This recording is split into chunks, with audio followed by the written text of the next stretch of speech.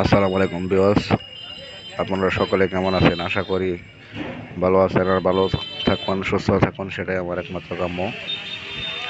স্বামী স্ক্রিন শক্তি চ্যানেলের পক্ষ থেকে আজকে আমি আপনাদের মাঝে দুই ব্যক্তির মধ্যে শত্রুতা সৃষ্টির একটা আমল নিয়ে হাজির হলাম। এই বিদ্যাটি খুব পাওয়ারফুল বিদ্যা, আমার নিজের পরীক্ষিত একটা বিদ্যা। বিদ্যাটি নিয়ম কারণ সহ আমি সামনে দিয়ে দিলাম আপনাদেরকে, আপনারা করে দেখুন। এই বিদ্যাটি প্রয়োগ করার নিয়ম, এমনকি আমলটি, দোয়াটি আমি স্ক্রিনে দিয়ে দিলাম, আপনারা দেখে বুঝে তারপরে কাজ করবেন। খুব সহজ একটি নিয়ম, আপনারা দেখেই বুঝতে পারতেছেন। 5 ওয়াক্ত নামাজের পরে যাদের বিচ্ছেদ করবেন, এই দোয়াটি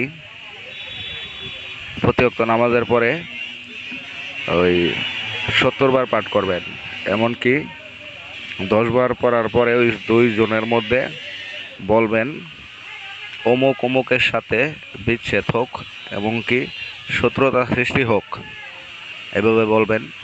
তো দেখেই বুঝতে পারতেছেন দোয়াটি ইসলামিক একটা আমল, খুবই পাওয়ারফুল, আমার নিজের পরীক্ষিত বিদ্যাটি। তবে আপনারা প্রয়োগ করে দেখুন, আপনাদের খুব ভালো রেজাল্ট আসবে।